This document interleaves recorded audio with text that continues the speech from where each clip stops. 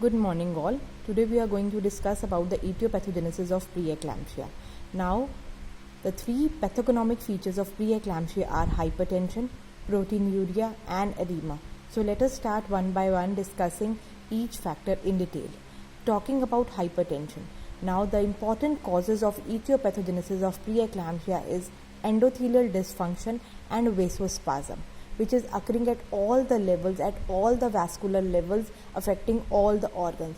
So as already said, that preeclampsia is a multi-system disorder which is affecting not only the uterus or the placental bed, but other organs of the body like liver, lungs, kidney, as well as brain, etc.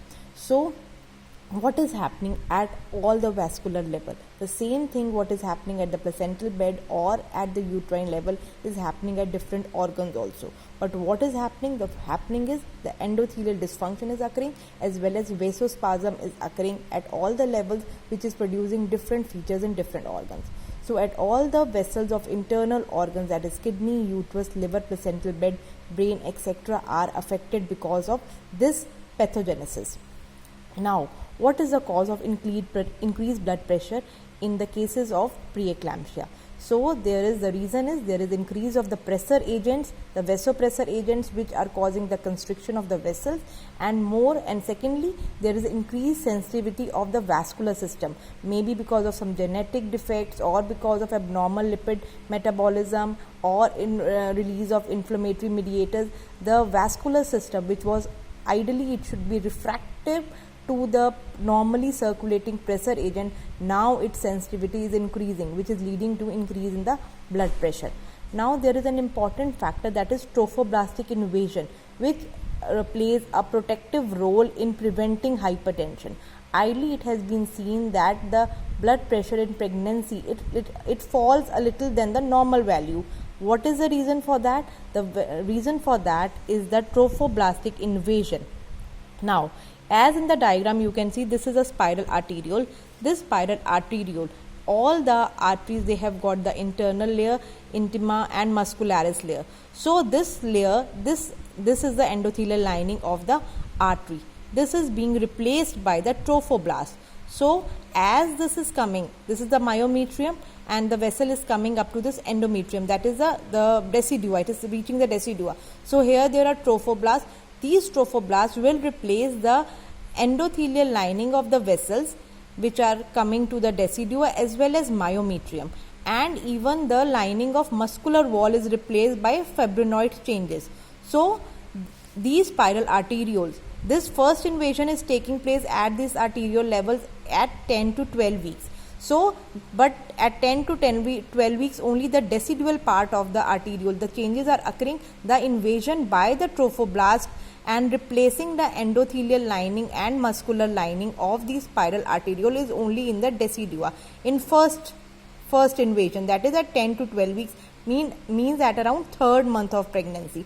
And the second invasion takes place at 16 to 18 weeks, where the spiral arteriole, which is in the myometrium. So here also the replacement of the endothelial lining and the muscular wall by these trophoblasts and fibrinoid changes will take place as a result. So this is second invasion is at 16 to 18 weeks. It is taking in the segment of the spiral arterioles which is in the myometrium. So as a result, what is happening? This spiral arteriole will become a high caliber, because the muscle layer which was supposed to constrict or contract, this is not, now it has been replaced by a high caliber vessel. So this has been replaced by a high caliber vessel.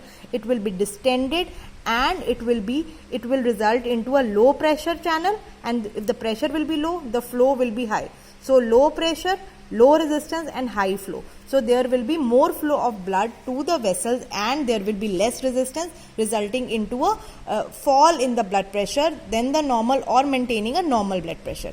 But what is happening in cases of preeclampsia? So in cases of preeclampsia, the second invasion which was supposed to occur, that is at 16 to 18 weeks, the second trophoblastic invasion which has to occur in the spiral arterioles present in the myometrium, this doesn't take place. So as a result of which, the vessel which was supposed to be of high caliber, now the vessel becomes a low caliber, high pressure, and high resistance vessel, as a result of which the blood flow through this vessel will be less. So when blood flow will be less, it will result into anoxia, necrosis, hypoxic environment, and so will be the changes at different organs.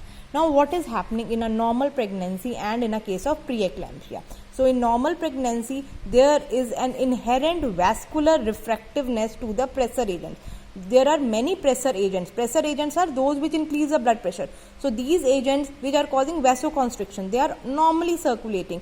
But because of changes in pregnancy, the vessels, they become refractory to these pressor agents. And the reason for that is release of various vasodilators. These prostaglandin I2, nitrous oxide, and vascular endothelial growth factor. They are helping the vessels to become refractory to the pressor agent. So they are more in circulation, as a result of which there is refractiveness. But in preeclampsia, there is vascular responsiveness. In normal pregnancy, there is refractiveness. In preeclampsia, there is responsiveness to the pressor agent. Why there is more of responsiveness?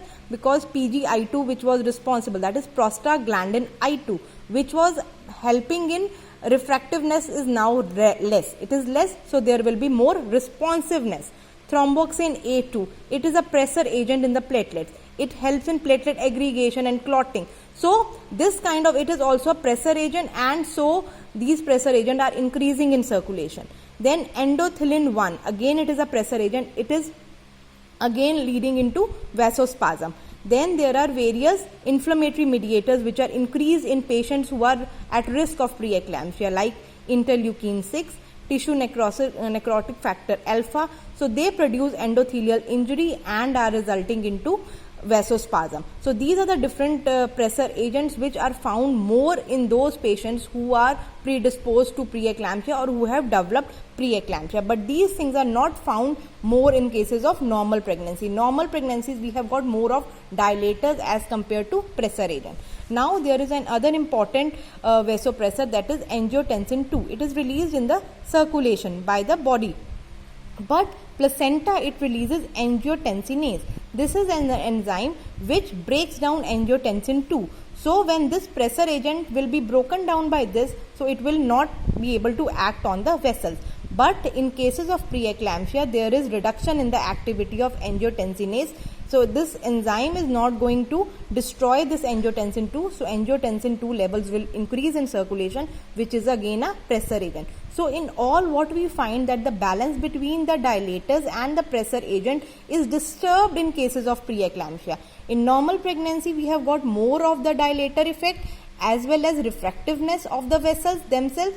But in preeclampsia, there is responsiveness of the vessel to the normally circulating, already which was circulating pressor agent, and rather there are more of the pressor agent. So pressor agents or the vasoconstrictors are more as compared to vasodilators in the circulation. Then a very important factor which is now coming into lot of studies is the imbalance between angiogenic factors and anti-angiogenic factors. So angiogenesis means more, it is helping in vascular development, more of the vessels proliferation, more will be the proliferation of the vessel, more will be the blood supply. But if these factors are less, anti-angiogenic factors will block the action of angiogenic factors. So there will be less formation of vascular system, means the at micro level, and will result into again vasospasm and endothelial injury. So angiogenic factors are vascular endothelial growth factor, placental growth factors. So they act at the receptors and result in angiogenesis. But in cases of preeclampsia, it has been seen that anti-angiogenic factors are more as compared to angiogenic factors, and so they block at the receptor level. The action of angiogenesis cannot take place. So we find soluble FMS like tyrosine kinase 1 and soluble endoglins. They are anti-angiogenic factors and they are found to be more in cases of preeclampsia. Then abnormal lipid metabolism. Abnormal lipid metabolism results in more of free radicals, reactive oxygen species, lipid peroxides, and all these results into endothelial injury. So in all, these factors are resulting into vasospasm and endothelial dysfunction, which results into hypertension. Then it has been seen that oxidative, next thing we talk about So summing up, what is happening here? That in normal pregnancy there is more of vasodilatation, less of platelet aggregation and increased uteroplacental blood flow. Whereas in cases of preeclampsia there is more of vasoconstriction, which is resulting in hypertension. When the blood is not reaching the different organs, so there will be decreased organ perfusion. If it is occurring at the level of uterus and placenta, it is resulting into IUGR, means baby will not get enough blood.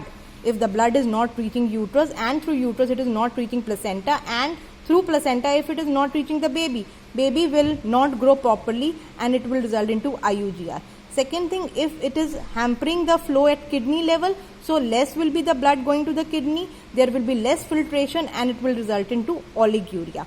In liver, if the blood is not going properly into the liver, it will result into ischemic changes. Again in the brain, if it is not getting enough blood, it will result in the presentation of seizures. So this is how the patient can present you with different kind of symptoms. Now second, what is happening in preeclampsia is endothelial dysfunction.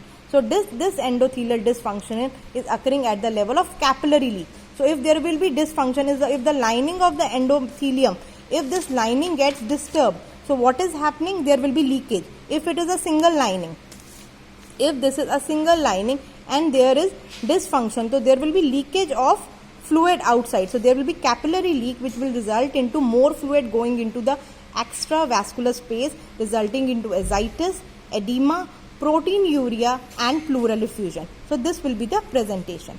Talking about activation, what else will happen? There will be activation of coagulation system. More of the clotting factor will come into play and they will keep on exhausting. So this will result into thrombocytopenia and disseminated intravascular coagulation. Also there will be, as there is capillary leak, more of the cellular component will remain inside and will result into hemoconcentration. So this was all about the etiopathogenesis of hypertension in preeclampsia. That is one of the feature. Now the second feature is edema. Why edema is occurring?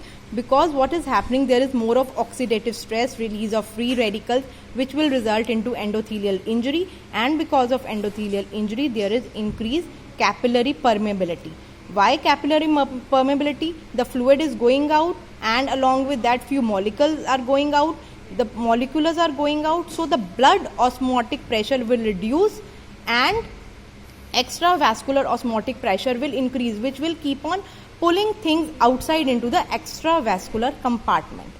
Talking about proteinuria, what is the cause? So it is, the changes are occurring at the level of kidney. So here what is happening, the efferent glomerular arterioles, there is constriction at their level. Because of the constriction of the arterioles, this will result into anoxic changes, and these anoxic changes will result into endotheliosis, where there is deposition of these cells at that level, which will cause damage and increase capillary permeability, which will result in increased leakage of protein outside and decreased resorption of protein, resulting into proteinuria. So to sum up, it is basically the capillary damage, increased capillary permeability, increased capillary leakage, which is responsible. There is endothelial injuries, less blood is going to the different organs, more of pressure agents are acting, which is increasing the blood pressure. So all these factors are taking place at different organ levels and showing their presentation. Thank you. Then we will going to talk about the sign and symptoms in the next part.